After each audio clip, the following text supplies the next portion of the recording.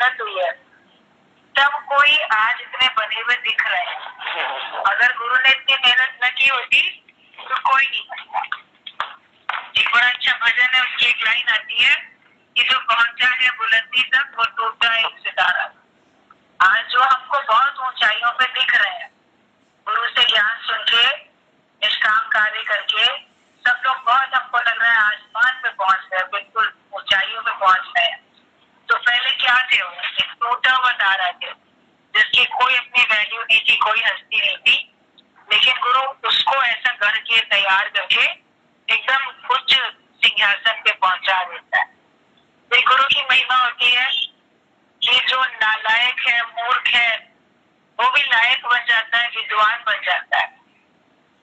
कालिदास को जैसे देवी ने दर्शन दे के और उसको कितना महाकवि बना दिया। पहले वो बड़ा मंद बुद्धि ऐसे था, मूर्ख था, उसको अकल ही नहीं। और राजा की लड़की, उससे ईर्ष्या करने वाले लोग जो थे, उन्होंने जानबूझ के उस मूर्ख व्यक्ति से उसकी शादी करवा दी, उसको विद्वान ऐसे जाहिर करके।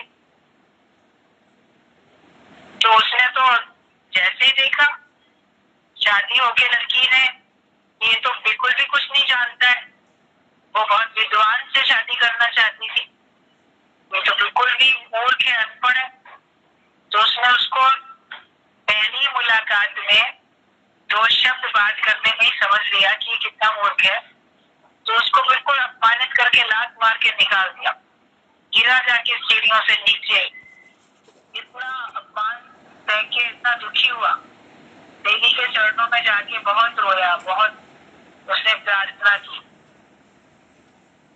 तो भगवान ने प्रकट होकर उसको, सरस्वती देवी ने, काली देवी ने वरदान दे दिया। काली देवी ने वरदान दे दिया कि तुम बहुत विद्वान बनोगे। तो उसका नाम ही कालिदास पड़ गया, काली देवी का दास। और देखो, महाकवि कालिदास के नाम से मशहूर हुआ है। इतिहास में भी, हिस्ट्री में उसका नाम है, शास्त्रों में उसका नाम है। तो जिससे भगवान कृपा कर लें, और भगवान की कृपा से ही सच्चे सद्गुरु मिल जाते हैं, जो सद्गुरु की कृपा के अपने को लायक बना लें, तो वो बहुत ऊंचाई पे पहुंच जाते हैं। बात मानोगे तो बनोगे, मानेंगे नहीं तो बनेंगे कैसे? तो हमें वचनों को मानते ही जीवन ये बदल, गुरु के वचनों को मानना है और तभी हमारा जीवन बदलेगा। जो एक एक वचन पत्र में सुन रहे हो आप लोग, उसके ऊपर सबको अपनी स्थिति बनानी। आज आगे का पत्र है, क्राइस्ट ने कहा, फॉरगिव देम ओ लॉर्ड, फॉरगिव देम। क्राइस्ट ने हर एक को माफ किया कि भगवान इसको माफ कर दो। खुद तो माफ किया ही किया, भगवान से भी माफी दिलवा दी। जो संत होते हैं, महात्मा, सच्चे भगवान के भक्त, वो खुद भी माफ कर देते हैं और वो जानते हैं कि चलो मैंने तो माफ कर दिया, लेकिन प्रकृति तो इन्हें दंड देगी, भगवान तो इनको दंड देंगे। तो वो भगवान से भी हमको माफी दे पाते, क्योंकि क्राइस्ट ने कहा कि ये नहीं जानते ये क्या कर रहे हैं, अज्ञानी है, अनजान है, इनको पता ही नहीं है कि मैं कितना पाप कर रहा हूँ, मैं कितनी भूलें कर रहा हूँ, उसका मुझे कितना बड़ा दंड भुगतना पड़ेगा, तो इन्हें पता ही नहीं है। तो इसके लिए भगवान इन्हें माफ कर दे।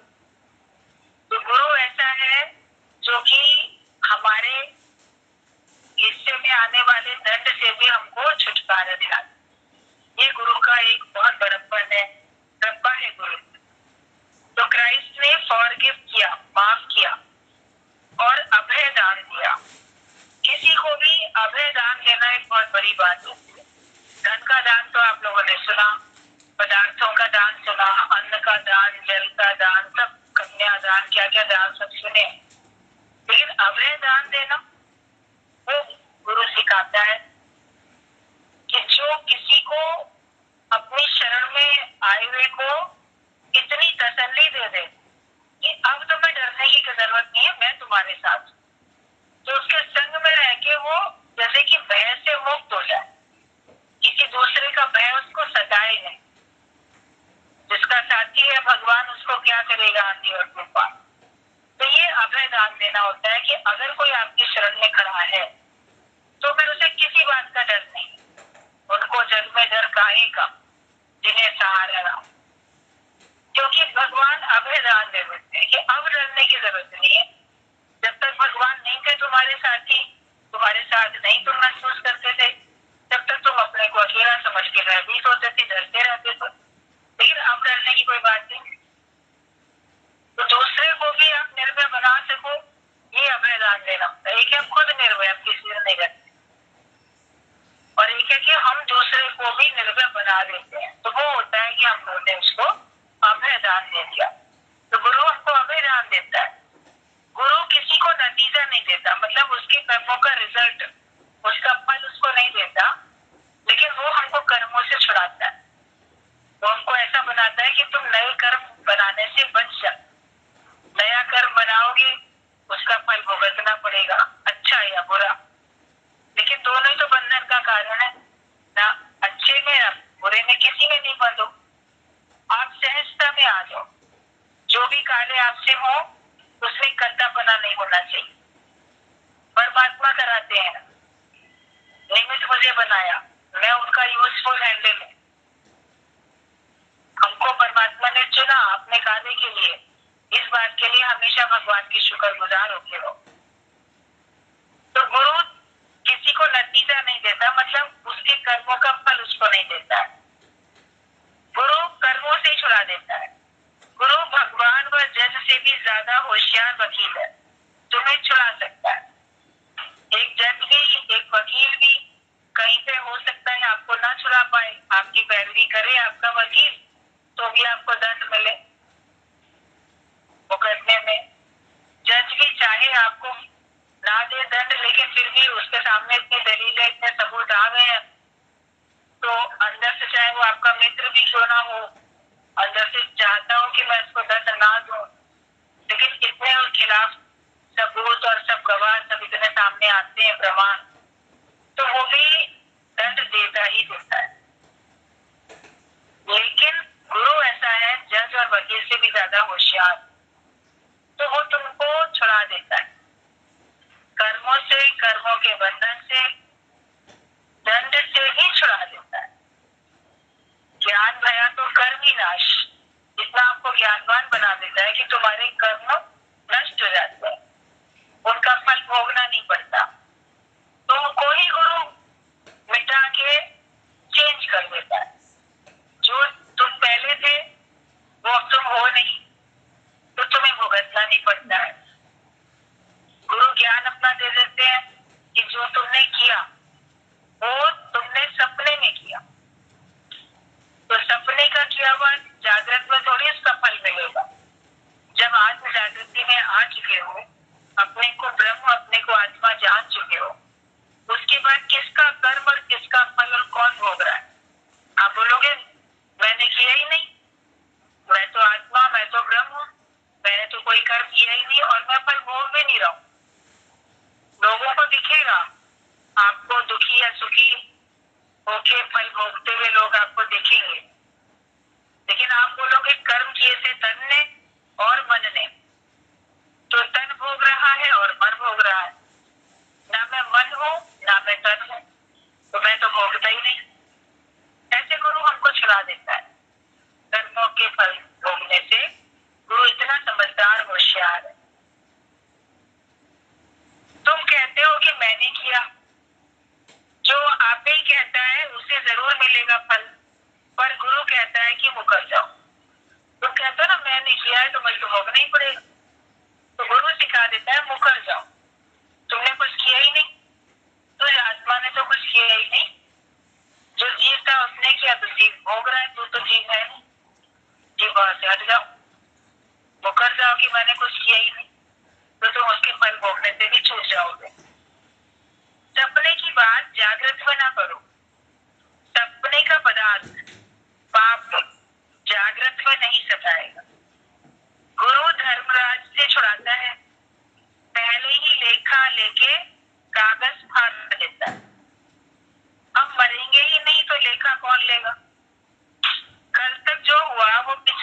नाम था।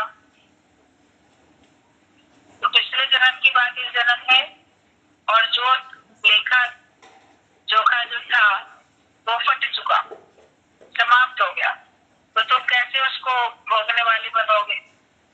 और हर एक कोई कहता है कि देखो सारा जीवन तुम जो कार्य करते हो, मृत्यु के बाद तुमको धर्मराज के सामने खड़ा होके उसका अच्छे बुरे का दंड फल भोगना पड़ेगा।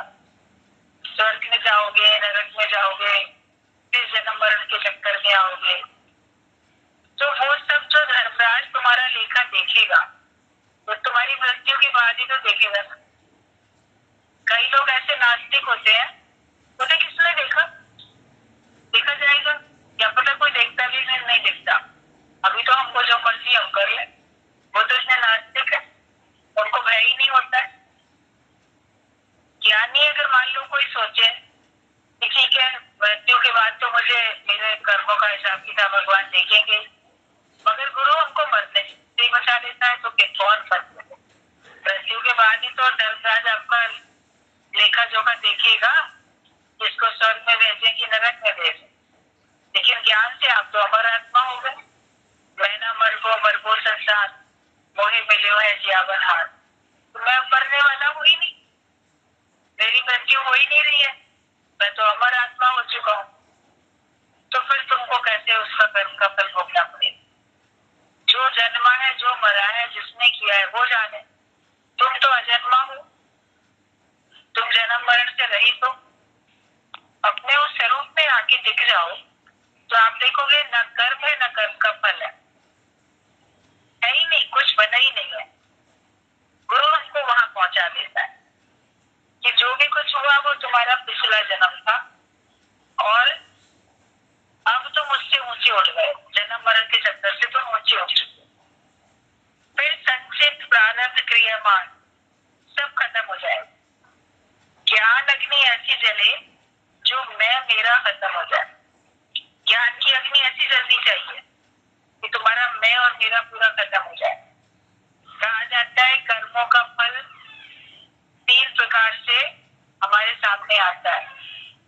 एक तो संचित कर्म होते हैं, एक प्रारब्ध कर्म होते हैं, और एक क्रियामान कर्म होते हैं। तो तीनों का हमको कुछ कुछ थोड़ा थोड़ा भोगते रहना पड़ता है। हकीकत में जो क्रियामान कर्म होते हैं, मतलब ये जन्म लेके इस जन्म में तुमने जो कर्म बनाए उनका फल इकट्ठा होता चला गया।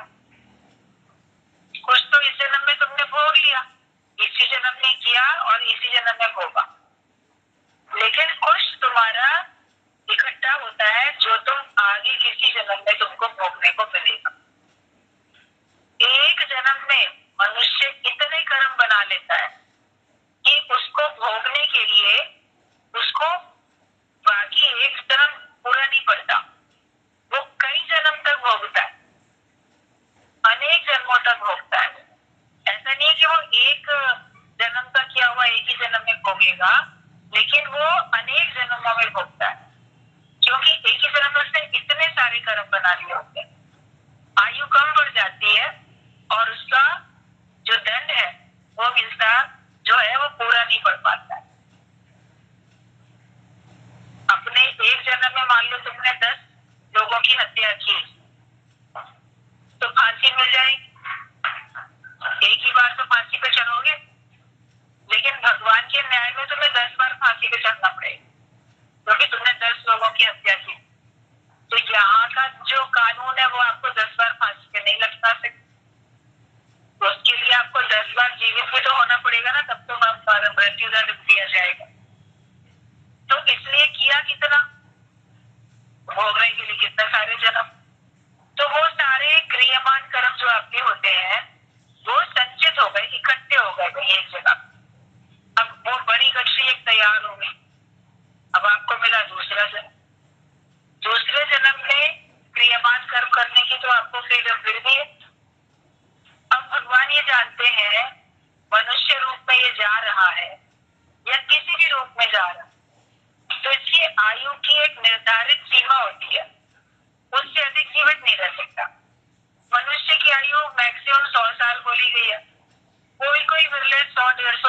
जीवित रह सकते हैं, कोई मिले, मगर 500,000 साल तक तो जीवित नहीं रह सकता ना आजकल के जमाने कि कोई इतना जीवित रह जाए।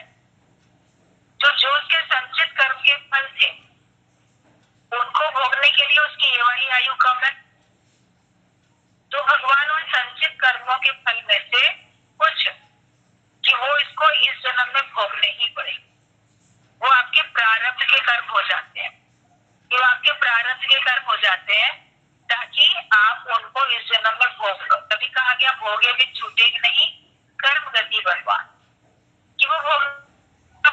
तो प्रारब्ध का मतलब इस जन्म में तुमको कितना भोगना है, सुख या दुख, वो निश्चित होता है, वो आपको भोगना ही पड़ता है। उसके साथ साथ बुलाना तो आप भोग ही रहे हो, लेकिन अभी संचित किया हुआ बाकी भी है। वो गति आपकी थोड़ी सी कम हुई कि आपने प्रारब्ध का थोड़ा सा भोग लिया, लेकिन वो गति कम नहीं होती, क्योंकि इस जन्म में भी तो आपको क्रियामान कर्म करने का अधिकार दे रखा है ना भगवान ने। तो आप पुराना भोग भी रहे हो मगर नए भी तो साथ साथ बनाते हो। अब जो नए कर्म बनाए वो भी इतने सारे बना लिए, उनका कुछ का फल अभी मिल गया मगर फिर बच गए, वो आपके उस गति में फिर शामिल हो गए जाके। तो संचित कर्मों की जो हमारी गति थी वो समाप्ति नहीं होती, उसमें नए नए कर्म बना के मनुष्य बढ़ोतरी करता जाता है, बढ़ाता जाता है। तो कई जन्म लग जाते हैं। संचित कर्म, क्रियामान कर्म, प्रारब्ध कर्म के चक्कर में मनुष्य चक्कर लगाता रहता है, 84 लाख योनियों में अनेकों बार आता जाता रहता है और उसका ये क्रम समाप्त नहीं होता। सौभाग्य से किसी अच्छे कर्म के पुण्य फल की वजह से, किसी संत की कृपा की वजह से हमें अच्छे लोगों से, सत्संग में गुरु से, ब्रह्मज्ञानी से हमारी भेंट हो जाती है और वो अगर संकल्प कर लेता है कि इसको हमें बचाना है, इसको हमें छुड़ाना है, तो फिर हम नए कर्म बनाने से बचते हैं, जन्म मरण के चक्कर से छूटते हैं। लेकिन उसके लिए हमें सहयोग करना पड़ेगा गुरु का। गुरु तो चाहता है आपका ये जन्म अंतिम जन्म हो, लेकिन आप भी तो चाहो कि ये मेरा जन्म अंतिम जन्म हो, तभी तो आप छूटोगे। जो गुरु की बात मानते जाता है वो मुक्त होता जाता है, उसका ईश्वर से योग लगता जाता है और माया से वो छूटता जाता है। मोह से, माया से, विकारों से, कर्मों से, हर बात से, अज्ञानता से वो छूटता जाता है। जो भी कर्म हमने किए, संचित, क्रियमान, प्रारब्ध, ये हमने मन से भी किए, तन से भी किए और हमने वाणी से भी। अब मन से, तन से, वाणी से ज्ञान का कार्य होना शुरू हो जाता है, अच्छा कार्य होना शुरू हो जाता है। मन में भी आप सबके लिए प्रार्थना अच्छी, सबके लिए आशीर्वाद, सबके लिए दुआएं मन से आप देते हो। वाणी से भी आप हमेशा अच्छा बोलते हो, वाणी से कभी ऐसा कठोर नहीं बोलते, टोक ताना नहीं लगाते, किसी को कमजोर करने के लिए, किसी को अपमानित करने के लिए शब्द नहीं बोलते। आपके मुख से वचन निकलते तो ज्ञान के निकलते। और तन से हो हरि भक्ति का काम, तन से भी हरि भक्ति का काम। तो आप माया में कर्म बनाने से बच जाओ। जो मन से, वाणी से, शरीर से कर्म बनते थे हमारे क्रियमान कर्म, अब वो कर्म बनने बंद हो गए, क्योंकि कर्म करने वाला जो जीव था उसकी दिशा बदल गई। पहले वो माया की तरफ जाता था, अब वो भगवान की तरफ जाता है, और भगवान की तरफ जाने में तू करता तू रहा, वो पक्का हो जाता है, वो अपने को गुम करता जाता है। जब वो समझ जाता है कि मैं तत्व से वो और मैं एक है, तो हम उसी में विलीन हो जाते हैं। पानी से ही बर्फ बनी, वो बर्फ अगर फ्रिज में पड़ी रहेगी तो हमेशा बर्फ ही रहेगी, लेकिन जब उस फ्रिज से आप बाहर निकाल देते हो उसके बाद क्या होता है, वो धीरे धीरे पिघलनी शुरू हो जाती है। तो हम भगवान से ही बने हैं, जीव बने तो भगवान से ही तो बने, लेकिन हम माया में हैं तो जीव बने रहते हैं।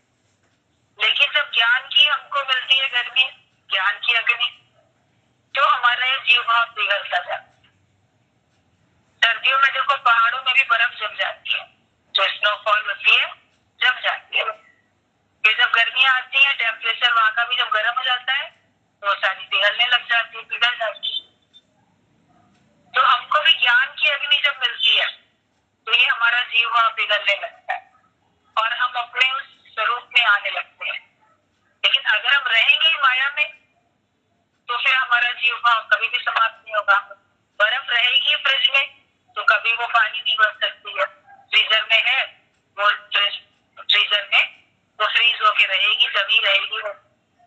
माया में रह के आप मुक्त नहीं हो सकते, आपको ज्ञान के मार्ग में आना पड़ता है। गुरु हमारा मार्ग बदल देता है। पहले माया की तरफ जाते थे, अब हम भगवान की तरफ जाते हैं।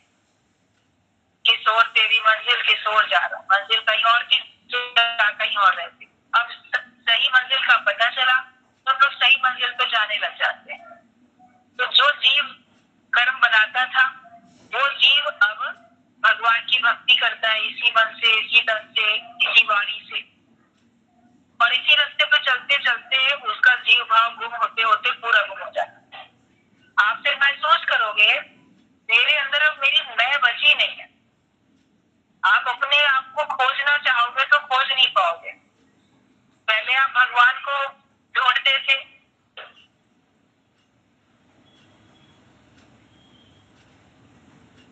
भगवान नहीं मिलते थे। अभी ज्ञान में आने के बाद आपका योग ऐसा लग जाएगा कि अपने को नहीं पाओ। जो मैं पहले अपने को मान के कुछ बैठा था, अब आप उसकी खोज भी करोगे तो आप पाओगे अब मेरी वाली वो वाली मैं तो मेरी बची, देह वाली मैं, नाम रूप वाली मैं बची नहीं।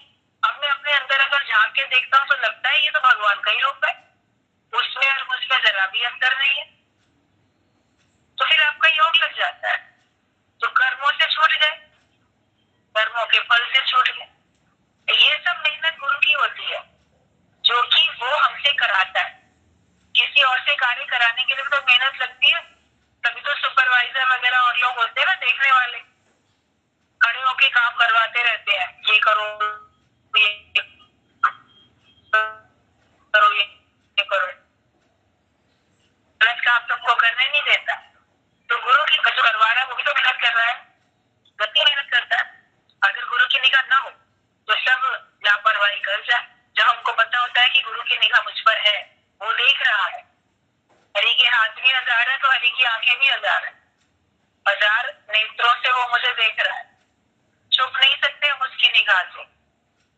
तो फिर हम बदकर्म बनाने से छूट जाते हैं और जो भगवान को पसंद है हम वही काम करते हैं।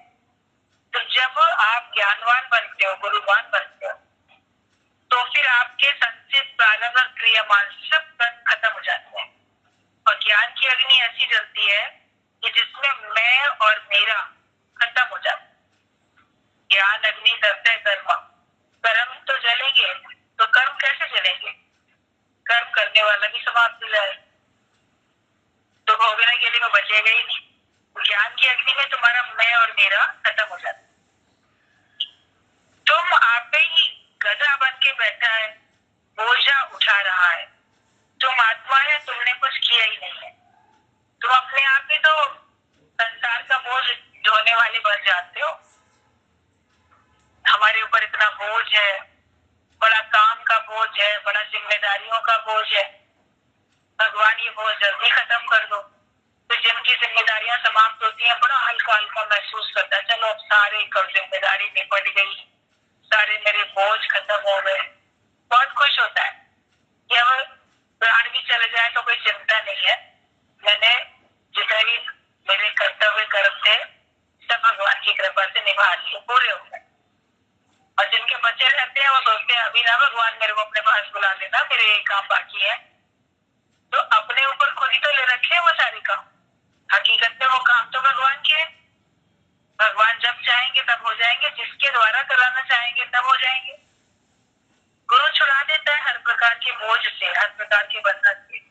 तो अपने को देह मान के बैठते हैं और सारे कर्तव्य कर्मों का, जिम्मेदारियों का सारा बोझ उठाते हैं।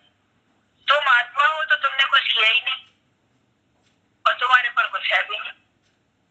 आत्मा के ऊपर कोई बोझ नहीं होता, सारा बोझ तो अपने को देह मानने से ही होता है। डूअर नहीं सीयर बनो, मतलब कर्ता कर्म करने वाले नहीं बनो, देखने वाले दृष्टा बनो। तुम अकर्ता हो, साक्षी हो, तुम आत्मा। हर समय अपने सच्चे स्वरूप में रहो कि मैं तो हूँ, ब्रह्म स्वरूप हूँ, मैं आत्मा हूँ, मैं अकर्ता हूँ, मैं कुछ करता नहीं हूँ, भगवान कराते हैं। जो भी इंस्ट्रूमेंट होते हैं वो बजते हैं, लेकिन कोई उनको बजाता है तब बजते हैं। जो भी मशीनरी होती है वो चलती है, लेकिन कोई उसको चलाता है तब चलती है, अपने आप से नहीं चलती। तो ज्ञानी भी बोलता है कि मैं भगवान का यूजफुल हैंडल हूँ, उसके हाथों की मशीन हूँ, उसके हाथों की कठपुतली हूँ। वो जैसे चलाता है मैं वैसे चलता हूँ।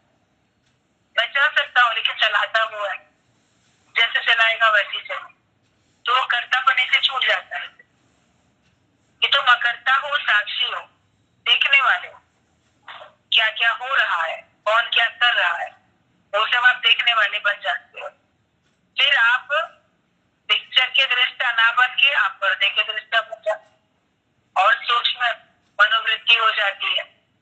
पहले हम खेल देखते थे, ये सारा जो चल रहा है ना, जो आंखों से दिखाई दे रहा है, सब नाटक है। पहले नाटक नहीं समझते थे, पहले सत्य समझते थे, लेकिन बाद में वो नाटक दिखने लगता है। उसके बाद नाटक दिखना भी खत्म हो जाता है। ज्ञान का इतना प्रकाश आपके अंदर भर जाता है कि फिर आपको केवल जिसके आधार पे वो पिक्चर चल रही थी वो पर्दा दिखता है। कभी सिनेमा हॉल में जाके जब पिक्चर आप देखो तो अंधेरे में दिखती है पिक्चर, अगर बहुत रोशनी कर दी जाए तो वो डिम हो जाती है, एकदम डल पड़ जाती है, आपको ठीक से समझ में नहीं आते सीन। और जब लाइट बंद होती है तो बिल्कुल क्लियर दिखते हैं। तो अज्ञान का अंधेरा है तो जगत की पिक्चर बड़ी क्लियर दिखती है। ज्ञान का प्रकाश हुआ, जगत की पिक्चर खत्म, चल रही है मगर आपको नहीं दिखती। रात में सूर्य अस्त है आपके लिए, तो आसमान में तारे दिख रहे, लेकिन सवेरे सूर्य उदय हुआ तो वो तारे नहीं दिखते, क्योंकि उसका इतना तीव्र प्रकाश होता है सूर्य का कि उसके प्रकाश में वो तारों का प्रकाश ओझल हो जाता है। वो तारे कहीं चले थोड़ी जाते हैं आसमान छोड़ के, किसी और जगह ठिकाना बना लेते हैं क्या? वो तो अपनी जगह वही है, जाते वही है, लेकिन पहले दिखते थे, अब नहीं दिखते। फिर रात होगी, अंधेरा होगा, फिर हमको दिखने लगेंगे टिमटिमाते हुए तारे।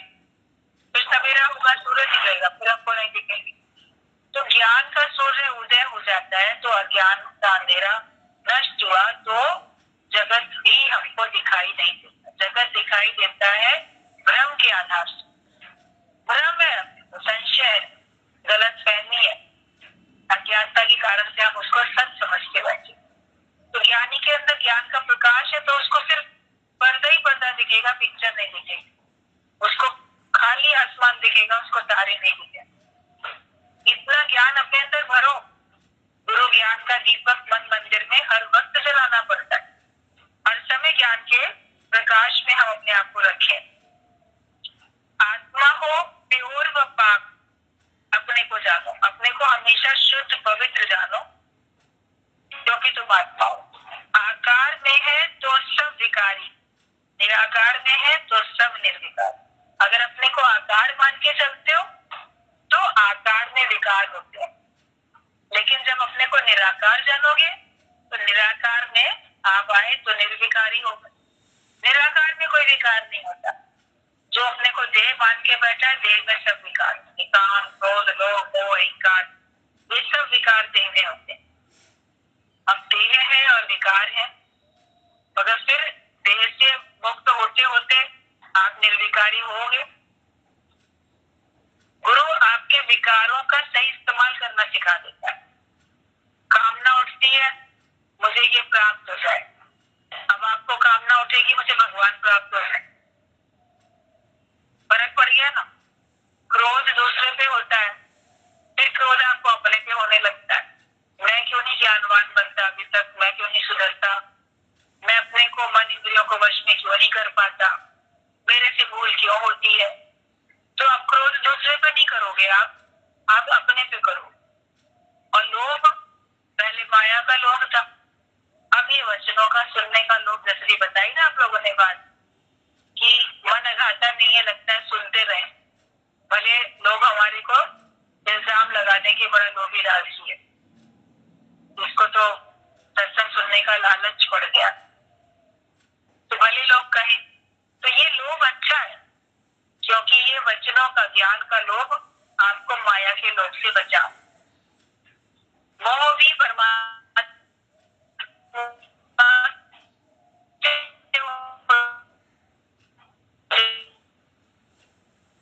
जिनसे को मेरा मानते हो उन्हीं से तो मोह होता है। जब भगवान को मेरा मान लो, भगवान की सारी बनाई सृष्टि सारी मेरी है, उसको मेरा मान लो, विशालता में आ जाओ, तो वो मोह जो है प्रेम में बदल जाता है। वो मोह आपको बंधन में नहीं लाता, लेकिन वो मोह अच्छा हो जाता है। गुरु का हम सबसे प्रेम है, हम सबकी फिक्र है, हम सबकी उन्नति का ख्याल है। आपको अपने बच्चों से प्रेम है, उनकी उन्नति का ख्याल है। गुरु को अपने भक्तों से प्रेम है, उसकी उन्नति का ख्याल है। लेकिन वो मोह है परिवार में, जो आपको अपने बच्चों से, अपने परिवार वालों से, क्योंकि आप उससे बंधे हुए हो। लेकिन गुरु का जो है वो प्रेम है, वो प्रेम में कुछ भी छोटा है हमको भी छुड़ा के रख। हमारे कारण से गुरु जन्म मरण के चक्कर में थोड़ी आएगा, लेकिन तुम अपने मोह के कारण से जन्म मरण के चक्कर में जाओ। तुम 2-4 लोगों से मोह करके जन्म मरण के चक्कर में जाओगे, गुरु हजारों से मोह करके भी जन्म मरण के चक्कर में नहीं जाएगा, क्योंकि वो जो उसका मोह था वो प्रेम में परिवर्तित हो चुका है। वो शरीर करके नहीं, वो आत्मा करके जानता है, अपनी निज आत्मा करके हमको देखता है और हमको ऊंचा उठाने के लिए ज्ञान देता है। तो आकार मानोगे तो विकार में पड़ोगे। अहंकार भी शरीर का करते हो, अहंकार आत्मा का करो। मैं तो शुद्ध स्वरूप आत्मा हूँ, अहम ब्रह्मास्मि, वो आप करो, तो फिर आप उसका दंड भी भुगतना आपको नहीं पड़ेगा। गुरु तुम्हें देह से ऊपर करता है। मेरा भक्त सर्व आरंभों का त्यागी है। जो भी मेरा भक्त है वो सारे ही आरंभों का त्यागी है। शुरुआत खुद नहीं करता, में काम करता है। वो ये करता है कि मैं नहीं लड़ाई झगड़ा करूंगा, लेकिन मैं अपने बचाव के लिए कार्य करूँ। तो ये होता है सर्व आरंभों का त्याग। गुरु किसी भी प्रकार के आरंभ करने से हमको बचाता है। तुम मत शुरू करो, अगला शुरू करता है तो आप उसमें अपना बचाव कर सकते हो। पर युद्ध आपने शुरू नहीं किया, दूसरे ने किया, आपने अपना बचाव किया, वो अलग बात पड़ जाती है। तो सर्व आरंभों का त्यागी होता है। जो ज्ञानी है वो देखता है कि मैं कोई भी काम खुद से शुरू नहीं करता। मेरा भक्त सर्व आरंभों का त्यागी है। हम न तुम तो दफ्तर ही हो, मैं भी नहीं हूँ तुम भी नहीं, तो सारा कारोबार ही खत्म है। फिर तो संसार का तेरा कंप्यूटर साफ हो जाए, उसमें कुछ बचे ना। आप सबके हाथ में मोबाइल होते हैं, उसको भी तो क्लियर चैट करके सब खत्म कर देते हो ना। कभी से बहुत ज्यादा सब इकट्ठा हो जाता है, तो उसको भी पूरा आपको डिलीट करना पड़ता है। तो अपने दिल दिमाग को भी पूरा साफ कर दो, उसमें कुछ बचे ही ना। तो तुम्हारा दिमाग है ना कंप्यूटर की तरीके से, पता नहीं क्या क्या इसमें स्टोर किया हुआ है। कैपेसिटी से ज्यादा स्टोर करते हो तो हैंग होने लगता है आपका मोबाइल भी, कंप्यूटर भी और आपका दिमाग। इसलिए उसको भी खाली करो, उसमें रहे तो एक भगवान, एक ज्ञान और कुछ ना रहे। राग और द्वेष से रहित हर समय आत्मा में रहो। ना अंदर राग हो ना अंदर द्वेष, हर समय आत्मिक स्थिति। कहीं भी मेरे सिवाय कुछ नहीं देखता। ज्ञानी भगवान के सिवाय कुछ भी नहीं देखता। वो बस ये देखता है कि जहां तक जाती दृष्टि सर्वत वही परमात्मा है। वो कहीं भी मेरे सिवाय कुछ नहीं देखता। तुम देखना सारा दिन कर्म बना कि नहीं बना, अपने की चेकिंग करो अपने आप की। क्या तुमसे सारा दिन में कोई नया कर्म तो नहीं बना, या ये मेरे कर्म तो नहीं बन रहे हैं, इसका फल मुझे भुगतना पड़ेगा। तो उससे अपने को बचाते चले जाओ, नहीं तो खाना बंद ना होगा, खाता बंद ना होगा, चप्पा खाना है। तो अगर आप अपने कर्म नहीं बनाने बंद करोगे तो तुम्हारा कर्मों का खाता कभी बंद होएगा। अकाउंट तुम्हारा क्लोज होगा नहीं, बना ही रहेगा वो। तो नए कर्म नहीं बनाओ, प्रारब्ध कर्म को काटो पर नए कर्म नहीं बनाओ।